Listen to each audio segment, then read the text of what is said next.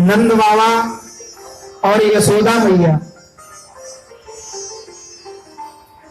क्योंकि युवा अवस्था में किसी का विवाह हुआ है, उसके बाद साल 2 साल में घर में बाल गोपाल आए तो यह साधारण सी बात है।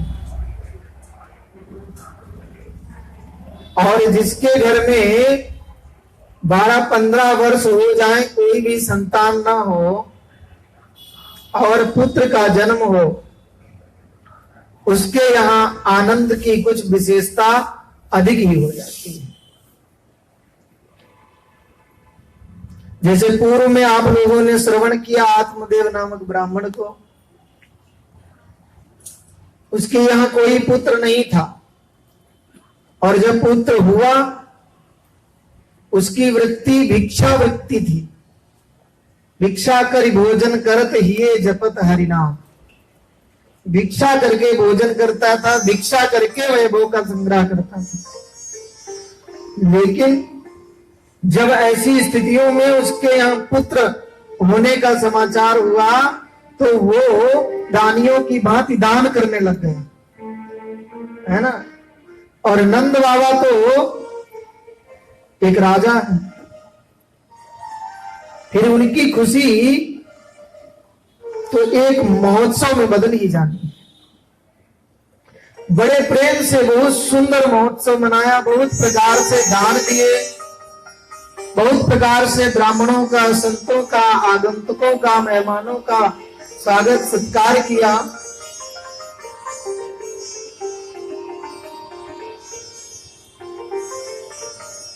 मैंने पूर्व में निवेदन किया, भगवान जी का जीवन जो है ना, हम सबसे,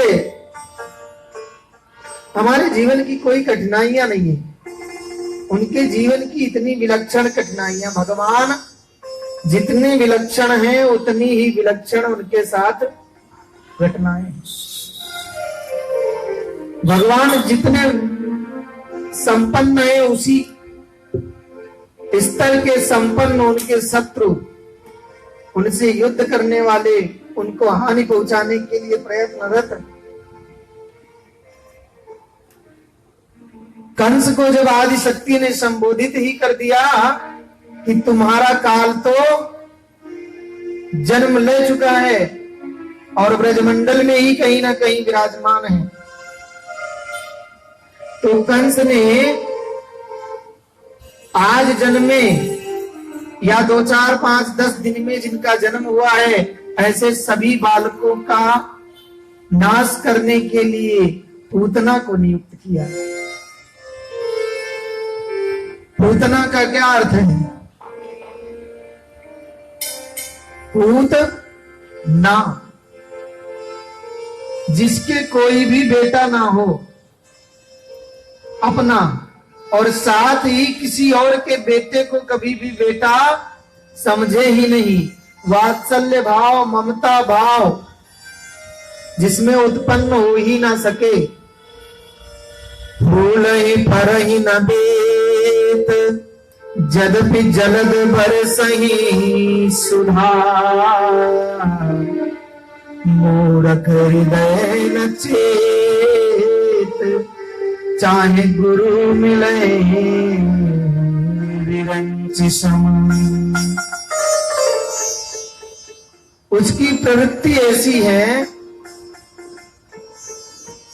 जैसे बंजर का खेत, बंजर खेत होता है ना, फूल और फूल ही फर ही न बेत। बेत होता है ना जो हाथ में लेकर चलते हैं बुजुर्ग लोग, बेत कहो या बांस कहने से समझ जाएंगे आप। बांस में कहते हैं चाहे जितना आप सुंदर से सुंदर स्वच्छ जल से उसकी सिंचाई करो,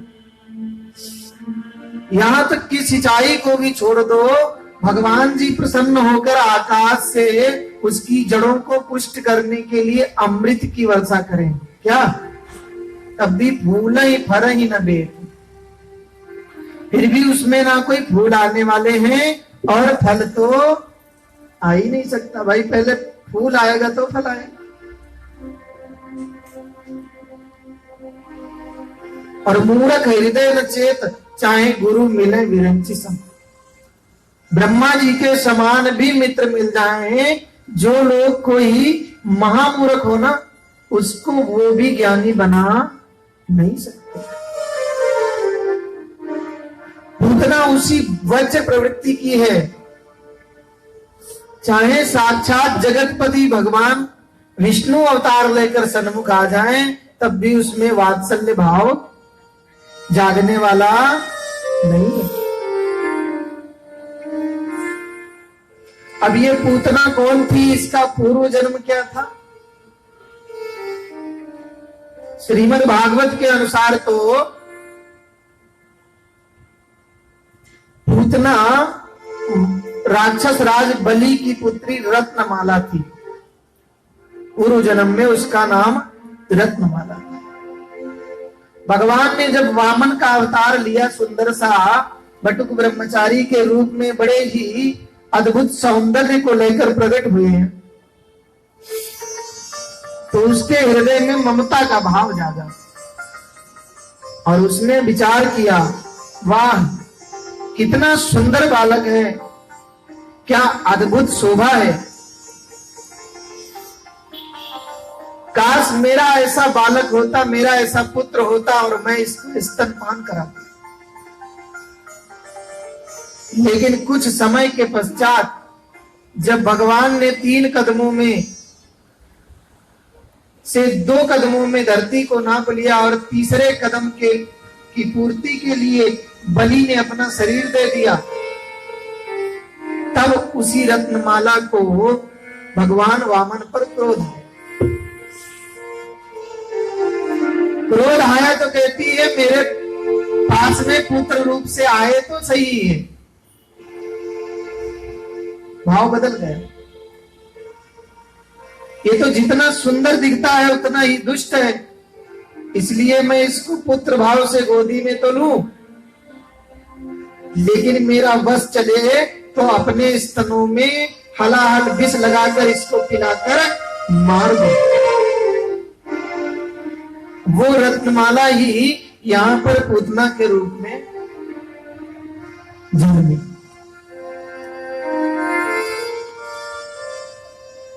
और वहां तो नंद के आनंद भयो जय कन्हैया लाल की बड़ा आनंद हो रहा है। नंद बाबा आए गए को, ब्राह्मणों को, संतों को दान देने में व्यस्त हैं।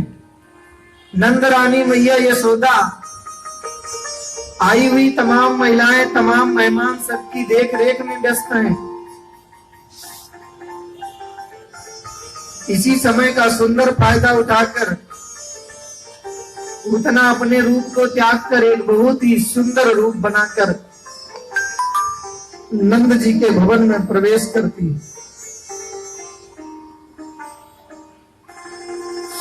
और बहुत ही सुंदर स्वरूप, बहुत ही सुंदर वस्त्र आभूषण आदि और नवीन बहू की भांति अपना चेहरा ढके हुए बड़ी ही आराम से सुंदर सी चाल चलती हुई नंद जी के भवन में चली जा रही है।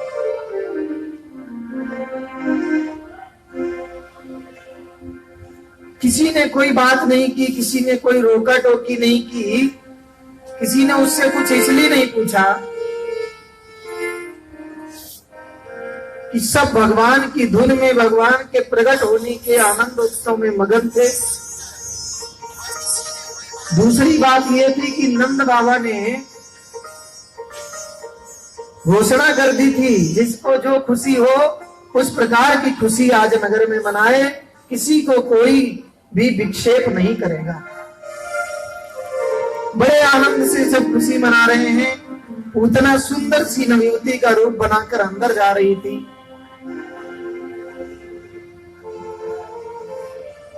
अंदर गई, मैया यशोदा से मिली। यशोदा मैया से कहती है, हे मैया मैं तेरा लाला देखना चाहती हूँ। मैया कहती, बहन बहुत अच्छा हुआ तू आ गई, लाला पलने में जो है, तू लाला के दर्शन कर ले और लाला का ख्याल रखना, मैं थोड़ा सा मेहमानों को देख लेती हूँ। उतना मन ही मन प्रसन्न हुई, मुझे तो इसी अवसर की तलाश थी, मेरी तलाश तो पूरी हो गई। भगवान जी के पास गई, भगवान जी ने पूतना को देखते ही आंखें बंद कर दी। अब भगवान ने जो आंखें बंद कर ली, आंखें बंद करने के तमाम कारण भगवान वेद व्यास जी ने बताए। पहला कारण तो ये, एक ऐसी पापिनी स्त्री जिसके हृदय में वात्सल्य ममता नाम की चीज है ही नहीं, ऐसी पापिनी की शकल भी नहीं देखनी चाहिए। अतः भगवान ने अपने नेत्र बंद कर लिए और भगवान का दाहिना नेत्र सूर्य है, बायां नेत्र चंद्रदेव है और चंद्र और सूर्य के द्वारा ही भगवान के द्वारा दी जाने वाली दो गतियों का निर्धारण होता है। दोनों आंखें इसलिए बंद हो गई कि हम इसको कोई भी गति देने वाले नहीं, हमें इसके लिए किसी भी गति का निर्धारण नहीं करना है। और कारण भगवान ने इसलिए नेत्र बंद कर लिए कि मैंने जो अवतार लिया है, कृष्ण अवतार, इस अवतार में बहुत ही आनंद पूर्वक माखन मांग मांग कर खाने के लिए, चोरी करके खाने के लिए, लूट कर खाने के लिए, हर तरह से मक्खन खाने के लिए, दही खाने के लिए, गोरस पान करने के लिए मैंने ये अवतार लिया है। और अभी 5-7 दिन का हो नहीं पाया हूं, ये श्रीमती जी मुझे पहले ही विष पिलाने के लिए आ गई। और भगवान ने साथ ही नेत्र बंद करके भगवान महादेव जी को निवेदन किया, हे महादेव जी, हे नीलकंठ भगवान, आपको तो विष पान करने का अभ्यास है और संसार के समस्त विष को धारण करने के लिए एकमात्र आप ही का अवलंबन है। हे दीनदयाल, हे परम कृपाल नीलकंठ महादेव, इस अवसर पर मुझे सहायक हो और आप कृपा करके विष का पान करें और मैं दुग्ध का पान करता हूं। भाव के अनुसार तमाम सारे अर्थ हैं आंख बंद करने के। एक मातृभाव से सुंदर अर्थ किया गया। कहते हैं जब छोटा सा बालक हो ना, घर के जितने अपने हैं जिनको पहचानता है बालक छोटा सा, उनसे तो बड़े प्रेम से मिलता है। और जब कोई पराया जिसके पास में वो जाना ना चाहता हो, वो आ जाता है, उसको गोद में लेने लगता है, तो वो छोटा बालक नेत्र बंद कर लेता है। शायद इसलिए भगवान ने नेत्र बंद कर दिया। इस तरह भगवान के नेत्र बंद करने के बहुत सारे कारण। पूतना ने भगवान जी को गोदी में उठाया और गोदी में उठाते ही उनके मुख में विष से भरा हुआ अपना स्तन दे दिया। भगवान जी के कंठ में महादेव जी साक्षात विराजमान हो गए। समस्त विष को भगवान जी ने खींच लिया, महादेव जी ने खींच लिया। साथ ही भगवान दुग्ध के ही स्तन के रास्ते से ही पूतना के प्राणों को निगलने लगे, पान करने लगे। और पूतना बहुत ही व्याकुल होकर भगवान से प्रार्थना करने लगी। सामुंच मुंचालमिदे प्रभासिनी निस्पृण्यमानाखिल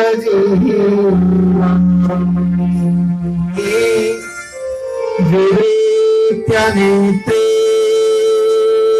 चरणों भुजौ मुहुः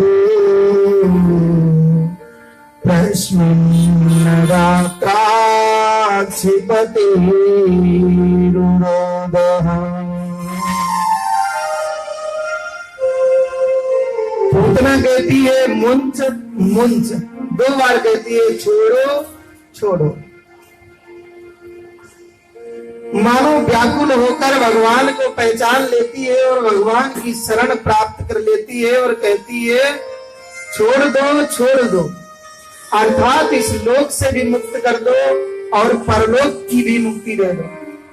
मतलब इस लोक में सत्कर्म करके जीव जीता है, फिर स्वर्ग की प्राप्ति करता है, लेकिन क्षीणे पुण्य मर्त्य लोकम विसंति, पुनः स्वर्ग से फिर से धरती पर आता है या अन्य लोगों को प्राप्त करता है। इसलिए हे भगवान, इन दोनों लोगों से मुझे मुक्त कर दो और क्या करो, उस परम धाम को भेज दो।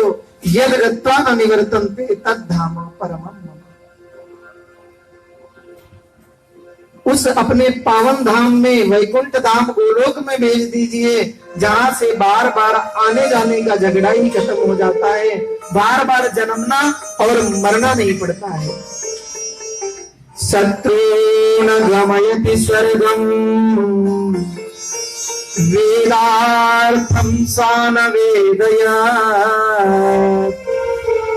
आशयच्चामृतं देवान्